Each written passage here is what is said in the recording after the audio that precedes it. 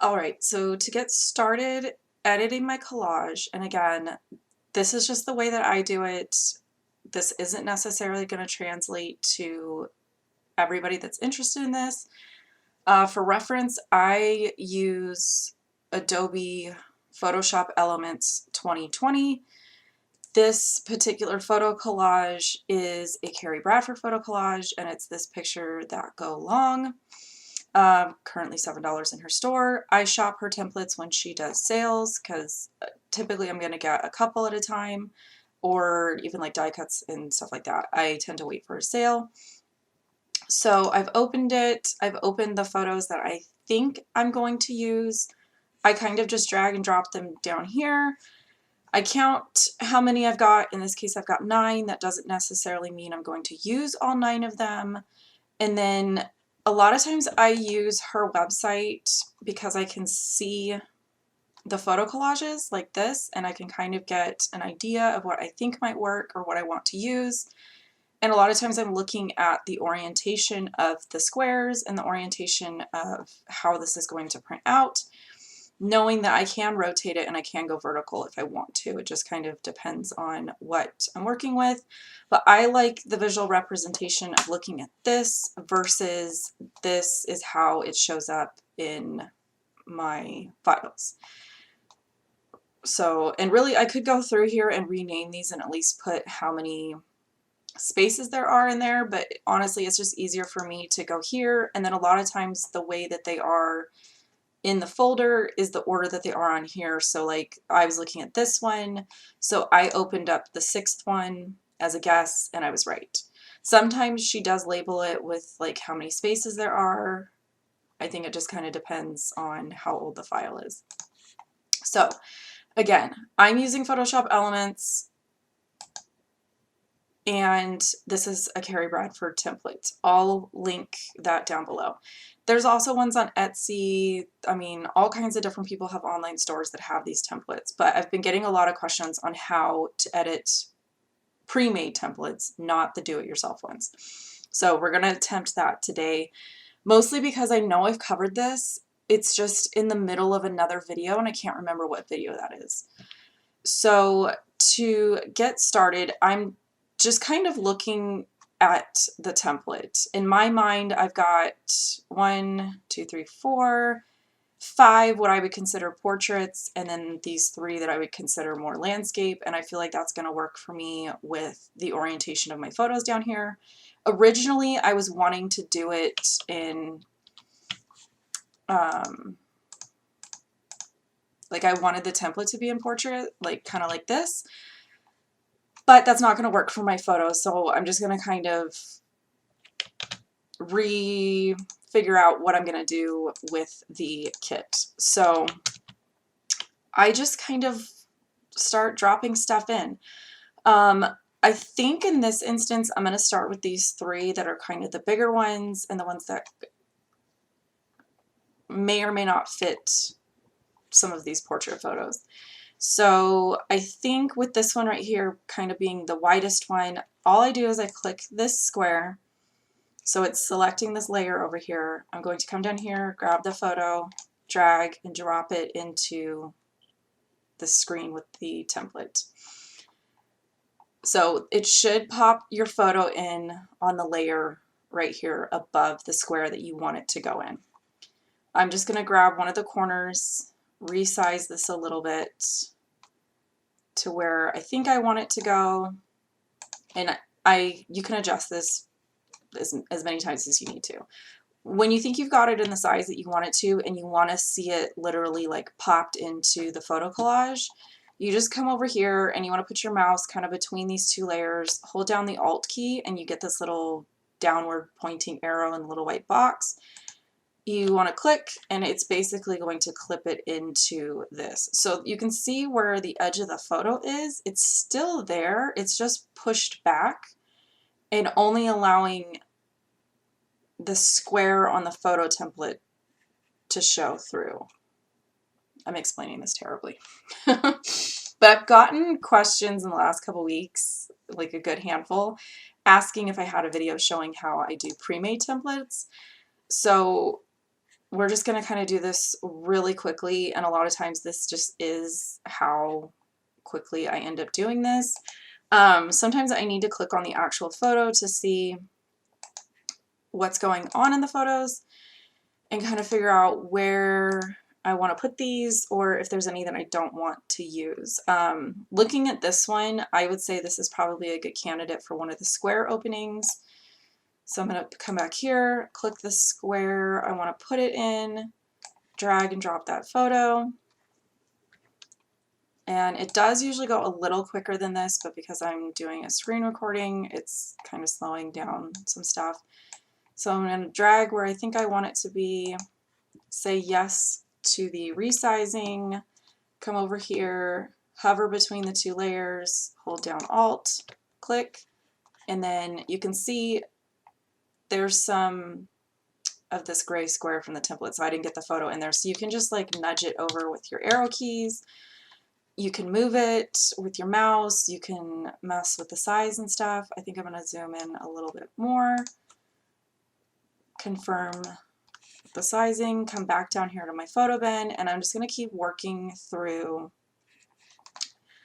the photos that I have. And sometimes if I feel like I'm having a hard time figuring out which photos I've already used, I will come down here and select these and go ahead and just close them because I don't need them anymore. They're up here.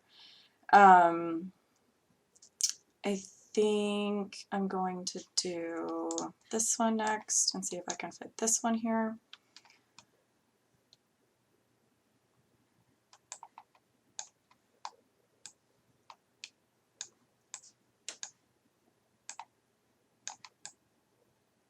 And I think it's going to work out. So again, same thing. I'm going to hover between the layers, hold down Alt, click the clipping mask. Looks like I've got enough width that I can go a little bit smaller and maybe include a little bit more of him over here on the left. I'm going to hit yes. And then I'm just going to continue to go through and fill in all the openings. And you don't have to fill in all the openings. I've showed in previous videos where I've intentionally left some of the spaces blank, and then I just fill it with like pattern paper or embellishments and stuff like that.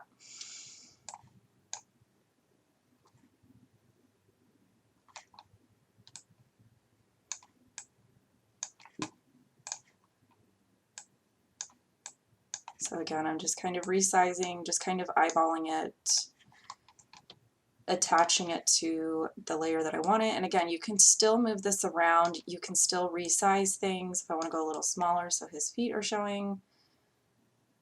Oh, and it's having a hard time thinking because I'm screen recording. Okay. And then let's say you've put this here, but you've changed your mind and you actually want it to be in this one. All you have to do is go back over here to your layers where they're clipped together. So like if I click it, I can see that these two, if I hold down Alt and now there's a line through that arrow, so you click it and it's going to sort of unattach those together. And then let's say you actually want it to go over here. Just find that layer up here, and I think it's this layer 6. Just take your photo and bring it on top of that layer. So now if you come over here, attach those two together, it's going to put it behind there. But I liked it better over here, so I'm going to put it back.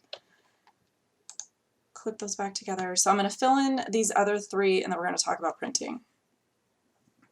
Okay, so I've skipped ahead. I've got all my photos dropped in here. Now, before I print, what I like to do is, and you're going to, I don't know if you guys are going to be able to see this, my screens are kind of messed up. I'm going to click this little arrow down here on top of the layers, and I'm going to go flatten image. It's going to make it more like how it's going to print out. It's going to get rid of that like grid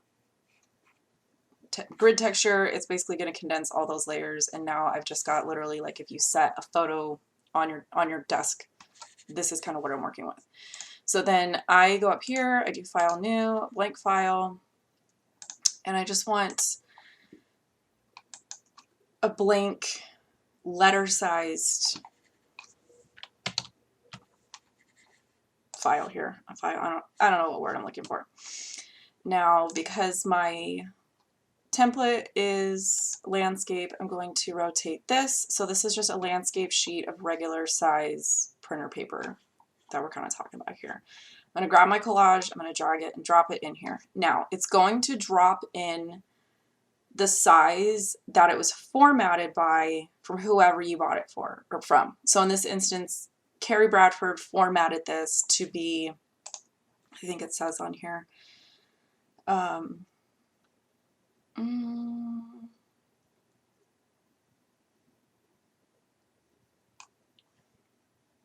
so this one in particular is formatted to be 10 inches by 5 inches. So it's sized that.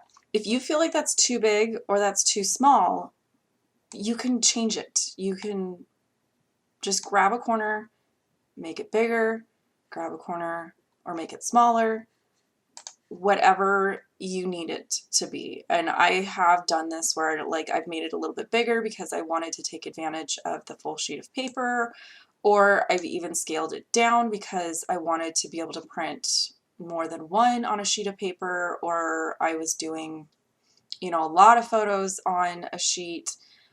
And just keep in mind, you don't have to keep it at that sort of pre-formatted size. Now for me, I think I'm going to go ahead and leave it like this because I'm just going to kind of do like a basic layout with this where, you know, maybe I've got my title and my journaling up here, and then I can kind of just embellish down here. We'll see how it goes. I haven't actually looked at the items in the kit. I'm just kind of going off of the general theme of the kit, the colors of my photos, that kind of thing. Now, I don't know that there was a lot of questions on printing, but I have talked about this in my Facebook group. No matter what printer you have, no matter what software you're printing from, no matter what paper you're printing on, you need to make sure that you are giving the print window as much information as possible, and that's how you're going to get the best print possible from your machine, from your paper, from your software.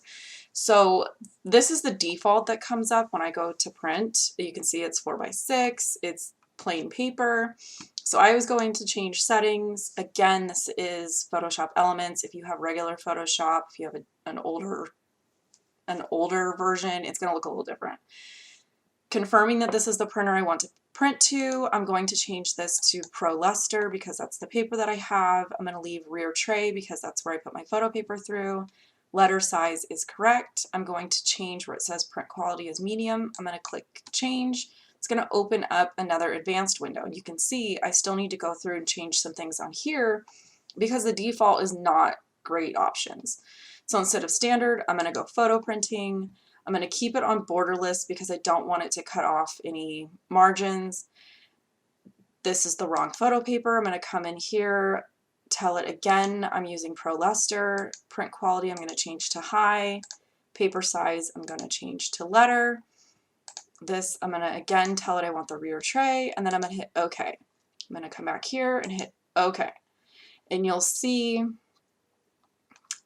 normally this would have fixed itself, but over here on this little fifth section, it still thinks that I want a 4x6 photo. So I'm going to come in here and say actual size.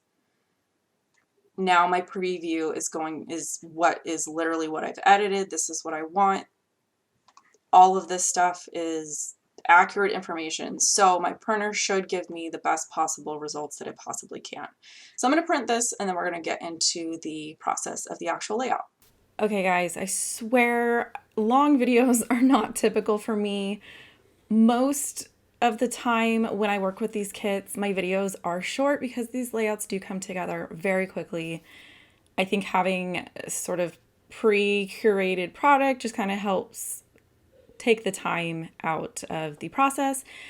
But I've been getting a lot of questions on things and requests to go into a little bit more detail on things, and I am always willing to help you guys out with stuff like that.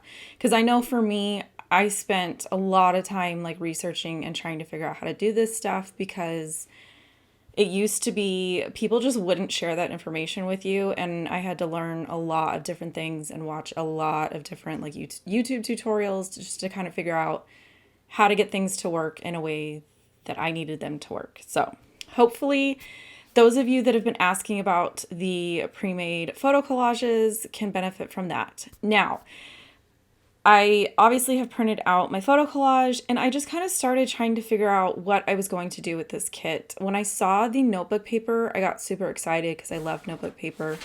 And then I saw that it had like a little pre-printed like garden scene on it. Can you stop, please? We have a moody visitor today and she won't leave. And I just got in trouble because her nail got stuck on my sock and that was my fault. Anyways, when I saw the pre-printed little like garden scene, I was like, you know what? I really kind of want to use this whole piece. And I really liked the way that my Pink Fresh layout came out, so I decided to splurge and use basically 2 full sheets of pattern paper instead of like cutting pieces off of it. And I absolutely love how this came out. I did map my photo collage. That's not something that I typically do, but I felt like it was getting a little bit lost just kind of being on the notebook paper. And then I just sort of started laying out some of the die cuts that I was drawn to. I absolutely loved the rainbow tag, so I wanted to make sure to use that. And this is typically how I figure things out. I know a lot of times my layouts can look repetitive, but that's just personal style and that kind of thing. And we're just going to ignore the fact that she's behind me shredding paper. It's fine. It's not fine, but it's fine. I don't feel like getting beat up today. But basically, this is a concept that I had talked about in a class that I did a couple years ago. I actually am trying to figure out a new hosting site for that so that I can potentially do more classes this year. But anyways, bad tangent. I typically figure out where my photos are going to go and I look at what the leftover space on the page is. And then I figure out where do I want my title, where do I want my journaling, what room is left to embellish, and how do I want to embellish in that leftover space. So for me, I would say kind of a scene up here at the top, and then I'm going to layer some stuff on that pre-printed scene at the bottom just to kind of give it a little bit more interest. This was probably my favorite kit from all the different page kits in the April kit. I really like when Simple Stories does collections like this because while, yes, it's a very spring and like garden themed type of layout, I feel like it can kind of go for anything. My photos are from January.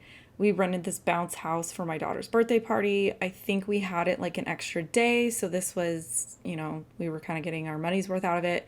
And my kids had basically forced my husband into going in there with them. And then my daughter did her absolute best to sort of keep him in there. And so I couldn't get the word hostage out of my brain. And so I was like, you know what, just go with it. Like, instead of trying to fight against that, just use it. I don't think I've ever seen a process video where somebody used the word hostage. If you know of another one, let me know. I'm down to go watch some more process videos. A lot of times when I'm up here, that's what I'm listening to, is I just kind of go through my subscriptions and pick a channel and kind of catch up on what they've got going on. Both sets of alphabet stickers were also from Simple Stories, so it was super easy to find colors that I knew were going to match and they were going to coordinate. I like mixing like a large alphabet with a small alphabet. I especially like mixing where you've got the actual letters and then maybe something like tile letters or small letters in like circles. I like mixing that kind of stuff together. This is around the point where I think originally I thought, oh, I'll just put my journaling strips up here with the title. And I wasn't originally thinking about using that big banner sticker, but again, I just kind of started pulling stuff that I was drawn to and was going with it. And around this point was when I was like, oh shoot, where am I going to put the journaling strips? Because I didn't want to put them at the bottom. I kind of didn't want to put them on that white notebook paper just because I felt like white journaling strips were going to get lost. I did consider printing my journaling on pink paper and like white text, like that popped into my mind. But I just did not have the time to kind of do that level of computer work. I was like, no, I'm not going to mess with it. We're going to do this journaling like super quick. It literally takes me like 1 or 2 minutes to type up my journaling, print it. I actually used a scrap from I think, the previous layout. I just cut off the journaling and then rerun it through my printer with the next layouts with the journaling. So I noticed that I had this area in the upper left corner of my collage where there's like a terrible sun flare and like the netting from the bounce house. And I was like, you know what? I'm not covering up anything important. And I really like the idea of the journaling kind of touching all those different things. And then from there, I tend to always go back and just kind of look again at the stickers, the die cuts, and see if there's anything else that I am drawn to and I really want to get on the layout. I did remember to stamp my date. I absolutely loved the little like banner piece that came with my specific die cuts. And yeah, there's my finished layout. So, finished layout, detail photos. Do me a favor, open up the description box. You're obviously going to find links to the Scraproom kit, all that stuff. However, there is a link to the Scraproom Facebook group where there's lots of challenges and stuff. I have also started a Facebook group so that if you are trying to get specific questions answered, more thorough answers on stuff, especially my printer, I've already covered that. Go ahead and send a request to join the group, and we're even doing like video chats, all kinds of fun stuff. So description box, scroll through, find the stuff. I'll catch you guys later.